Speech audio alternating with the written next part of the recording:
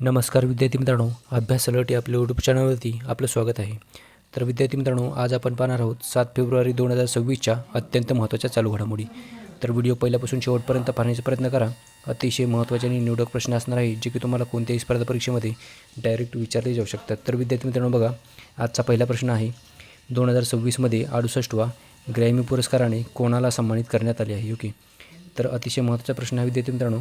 बघा, याचं उत्तर असणार आहे ऑप्शन सी म्हणजेच दलाई लामा. ओके, तर नुकताच 2026मध्ये 68वा ग्रॅमी पुरस्काराने दलाई लामा यांना सन्मानित करण्यात आलेले आहे. ओके, तर बघूयात आपण विद्यार्थी मित्रांनो, दलाई लामा यांना 68वा ग्रॅमी पुरस्कार मध्ये best audio book, narration, story telling, recording या श्रेणीमध्ये ग्रॅमी पुरस्कार मिळालेला आहे. ओके, तर विद्यार्थी मित्रांनो, हा जो पुरस्कार आहे तो त्यांच्या meditations the reflections of his holiness the Dalai Lama या स्पोकन वर्ड ऑडिओ अल्बमसाठी भेटलेला आहे. ओके, तर लक्षात ठेवा विद्यार्थी मित्रांनो, त्यांना हा पुरस्कार meditations the reflections of his holiness the Dalai Lama या स्पोकन वर्ड अल्बमसाठी मिळालेला आहे. ओके, हा जो त्यांचा पुरस्कार आहे तो 90 वर्षाच्या वयामध्ये सन्मान जिंकणारे आहेत. ओके, तर दलाई लामा हे 90 वर्षाच्या वयामध्ये हा सन्मान जिंकणारे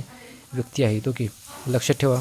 पुढील प्रश्न बघूयात आपण. प्रश्न क्रमांक 2 आहे बघा, चीनवर निर्भरता कमी करण्यासाठी कोणत्या देशाने प्रोजेक्ट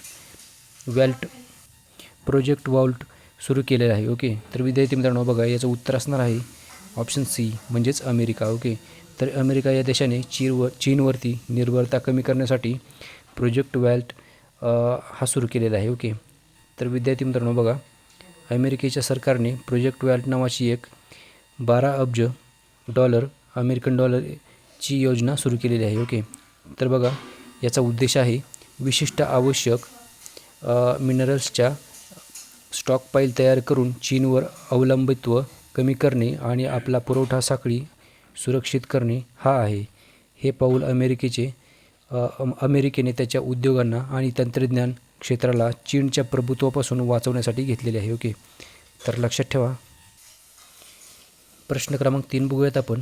थायलंड मास्टर्स 2026मध्ये कोणत्या खेळाडूने BWF सुपर 300 विजेतेपद जिंकले आहे. ओके, बघा विद्यार्थी मित्रांनो, याचं उत्तर असणार आहे देविका सिहाग. ऑप्शन ए याचं उत्तर असणार आहे विद्यार्थी मित्रांनो. बघा, देविका सिहाग यांनी थायलंड मास्टर्स 2026मध्ये BWF सुपर 300 विजेतेपदक जिंकलेले आहे. ओके, तर विद्यार्थी मित्रांनो बघा, देविका सिहाग ह्या भारतीय बॅडमिंटनपटू खेळाडू आहेत. ओके, बघा, त्यांनी थायलंड मास्टर्स 2026 BWF सुपर 300 महिला सिंगल स्पर्धेचे विजेतेपदक जिंकले आहे. ओके, बघा, ही स्पर्धेचं नाव आहे थायलंड मास्टर्स 2026 BWF सुपर 300 व महिला सिंगलच्या स्पर्धेमध्ये त्यांनी विजेतेपदक जिंकलेले आहे. ओके, तर बघा विद्यार्थी मित्रांनो, फायनलमध्ये त्यांचा सामना मलेशियाच्या गोहजिन विये यांच्याशी होता. ओके, आणि ही त्यांची पहिलीच सुपर 300 टायटल आहे. ओके, तर लक्षात ठेवा विद्यार्थी मित्रांनो. चला पुढचा प्रश्न बघूयात. प्रश्न क्रमांक 4 आहे बघा, नुकतेच कोणत्या संघटनेने इस्लामिक रिव्होल्युशनरी गार्ड कॉर्प्सला दहशतवादी गट म्हणून घोषित केले आहे. ओके, तर विद्यार्थी मित्रांनो बघा, याचं उत्तर असणार आहे ऑप्शन डी म्हणजेच युरोपियन युनियन. ओके, तर युरोपियन युनियन या सर्व देशांच्या संघाने नुकतेच इस्लामिक रिव्होल्युशनरी गार्ड कॉर्प्सला दहशतवादी म्हणजेच आतंकवादी गट म्हणून घोषित केलेले आहे. ओके, तर लक्षात ठेवा विद्यार्थी मित्रांनो. बघा, प्रश्न क्रमांक 5 बघूयात आपण. पहिली जागतिक बिग कॅट कॉन्फरन्स खालीलपैकी कोणत्या देशात आयोजित होणार आहे. बघा विद्यार्थी मित्रांनो, महत्त्वाचा प्रश्न आहे कारण की पहिलेच बिग कॅट कॉन्फरन्स आहे जे की या खालीलपैकी कोणत्या देशामध्ये आयोजित होणार आहे हे आपल्याला सांगायचे आहे. ओके, तर विद्यार्थी मित्रांनो महत्त्वाचा प्रश्न आहे कारण की पहिलेच असल्यामुळे प्रश्न महत्त्वाचा ठरतो. ओके, प्रश्न क्रमांक बघा, याचं उत्तर असणार आहे विद्यार्थी मित्रांनो ऑप्शन बी म्हणजेच भारत. ओके, तर आपला भारत देश हे पहिले जागतिक बिग कॅट कॉन्फरन्स आयोजित करणारे पहिलाच देश आहे. ओके, तर लक्षात ठेवा विद्यार्थी मित्रांनो. बघा, नवी दिल्लीमध्ये भारतामधील नवी दिल्लीमध्ये 2026मध्ये हे पहिले जागतिक संमेलन आयोजित होणार आहे. ओके. तर विद्यार्थी मित्रांनो बघा, आंतरराष्ट्रीय बिग कॅट अलायन्स म्हणजेच IBCA अंतर्गत आयोजित केले जाणार आहे. ओके. तर बघा, आंतरराष्ट्रीय बिग कॅट अलायन्स अंतर्गत ही जी पहिले जागतिक बिग कॅट कॉन्फरन्स आहे ते आयोजित केले जाणार आहे. ओके. बघा, या जागतिक कार्यक्रमाच्या जगभरातील सुमारे 95 देश सहभागी होणार आहेत. ओके. या जागतिक कार्यक्रमामध्ये जगभरामधील एकूण म्हणजेच टोटल 95 देश सहभागी होणार आहेत. ओके. आणि ते मोठ्या मांजरीच्या प्रजातींच्या जसे की वाघ, शेर म्हणजेच सिंह, ओके, तसेच बिबट्या, हिमतेंदूळ इत्यादी संरक्षणासाठी एकत्र येतील. ओके. तर लक्षात ठेवा विद्यार्थी मित्रांनो, बघा, म्हणजेच हे जे वाघाच्या जातीचे मांजरीच्या जातीचे जे प्राणी आहेत जसे की वाघ, शेर, बिबट्या, हिमतेंदूळ, ओके, असे प्राण्यांचे संरक्षण करण्यासाठी आंतरराष्ट्रीय बिग कॅट अलायन्स स्थापन करण्यात आलेले आहे. ओके. लक्षात ठेवा विद्यार्थी मित्रांनो. प्रश्न क्रमांक 6 बघूयात आपण. मणिपूर राज्याचे नवीन मुख्यमंत्री कोण बनले आहेत? ओके. बघा, महत्त्वाचा प्रश्न आहे विद्यार्थी मित्रांनो. मणिपूरमध्ये 1 वर्षापासून राष्ट्रपती राजवट चालू होती आणि आता नवीन मुख्यमंत्री नियुक्त करण्यात आलेले आहेत. ओके. तर बघा, याचं उत्तर असणार आहे विद्यार्थी मित्रांनो ऑप्शन ए म्हणजेच यमनम खेमचंद. ओके. यमनम खेमचंद यांची मणिपूर राज्याचे नवीन मुख्यमंत्री म्हणून नुकतीच नियुक्ती करण्यात आलेली आहे. ओके. लक्षात ठेवा विद्यार्थी मित्रांनो, बघा, मणिपूरचे मुख्यमंत्री म्हणून त्यांची 4 फेब्रुवारी 2026 रोजी त्यांनी शपथ घेतलेली आहे. ओके. तर विद्यार्थी मित्रांनो बघा, यमनम खेमचंद्र यांनी 4 फेब्रुवारी 2026मध्ये नुकतीच शपथ घेतलेली आहे मणिपूर राज्याचे मुख्यमंत्री म्हणून. बघा, त्यांनी भाजप म्हणजेच BJPच्या नेतृत्वाखाली सरकारची नेतृत्व भूमिका स्वीकारली आहे आणि या फेरबदलामुळे सुमारे 1 वर्ष चाललेली राष्ट्रपती राजवट थांबलेली आहे. ओके. तर लक्षात ठेवा विद्यार्थी मित्रांनो. चला, पुढील प्रश्न आहे प्रश्न क्रमांक 7 बघा. 800 अब्ज म्हणजेच 800 बिलियन अमेरिकी डॉलर एवढे उत्पन्न असणारे जगातील पहिले व्यक्ती कोण आहेत? ओके. तर प्रश्न महत्त्वाचा आहे विद्यार्थी मित्रांनो. ओके. तर बघा, याचं उत्तर असणार आहे ऑप्शन ए म्हणजेच इलॉन मस्क. ओके. तर इलॉन मस्क यांची नेटवर्थ आता 800 बिलियन US डॉलर म्हणजेच 800 अब्ज अमेरिकी डॉलर एवढी झालेली आहे. ओके.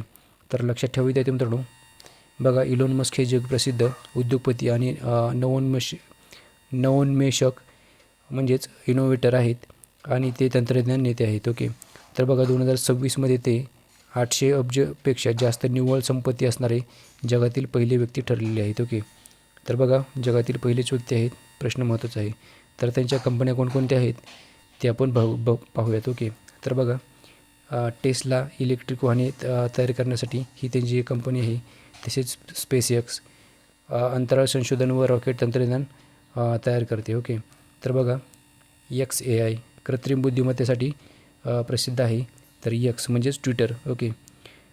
ही सोशल मीडिया प्लॅटफॉर्म आहे आणि न्यूरोलिंक हे मेंदू संगणक इंटरफेस यासाठी प्रसिद्ध आहे.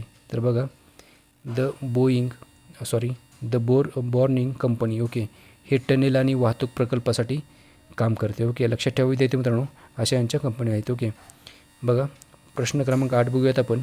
उम्मीद हे केंद्रीय पोर्टल कोणत्या प्रकारच्या मालमत्तांच्या व्यवस्थापनाशी संबंधित आहे? ओके. विद्यार्थी मित्रांनो बघा, याचं उत्तर असणार आहे ऑप्शन सी. ओके. वक्फ मालमत्ता. ओके. तर वक्फ मालमत्ता याच्या व्यवस्थापनाशी संबंधित आहे उम्मीद हे पोर्टल. ओके. लक्षात ठेवा विद्यार्थी मित्रांनो बघा, पाहूयात आपण.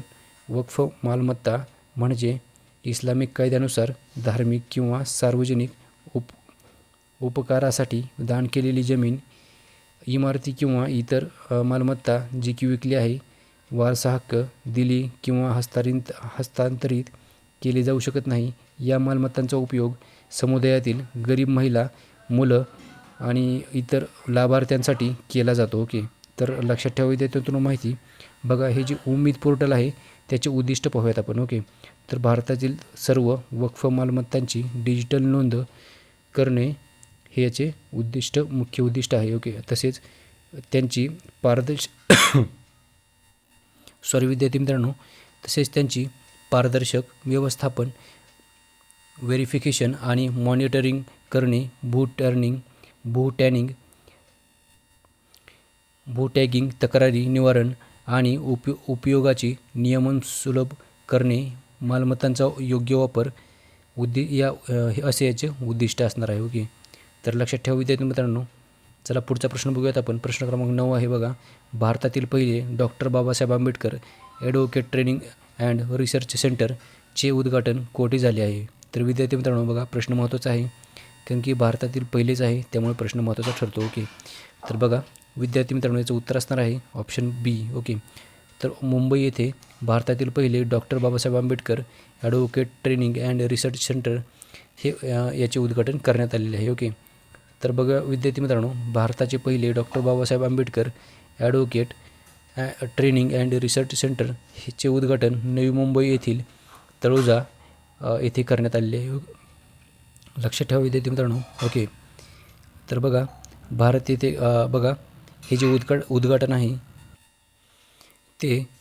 उद्घाटन आहे ते प्रशिक्षण व संशोधन केंद्र महाराष्ट्र आणि गोवा बार काउन्सिलच्या वतीने स्थापन करण्यात आले आणि त्यांचे उद्घाटन मुख्यमंत्री देवेंद्र फडणवीस व माजी मुख्य न्यायाधीश न्यायमूर्ती भूषण आर गवई यांनी केलेले आहे. ओके, लक्षात ठेवा विद्यार्थी मित्रांनो. प्रश्न क्रमांक 10 बघूयात आपण. प्रश्न शेवटचा आहे आणि महत्त्वाचा आहे. ओके, तर बघा विद्यार्थी मित्रांनो, 10वा मिसिंग यूथ फेस्टिवल कोठे आयोजित करण्यात आलेला आहे? ओके, तर विद्यार्थी मित्रांनो बघा, याचं उत्तर असणार आहे ऑप्शन डी. ओके, म्हणजेच आसाम. ओके, तर आसाम राज्यामध्ये 10वा मिसिंग यूथ फेस्टिवल आयोजित करण्यात आलेला आहे. ओके, तर बघा आसाम राज्यातील डिब्रुगड येथे आसाम राज्यामधील डिब्रुगड येथे भारतामध्ये हा मिसिंग यूथ फेस्टिवल आयोजित करण्यात आलेला आहे. ओके, तर लक्षात ठेवा विद्यार्थी मित्रांनो. ओके, तर भेटूयात आपण उद्याच्या व्हिडिओमध्ये. धन्यवाद.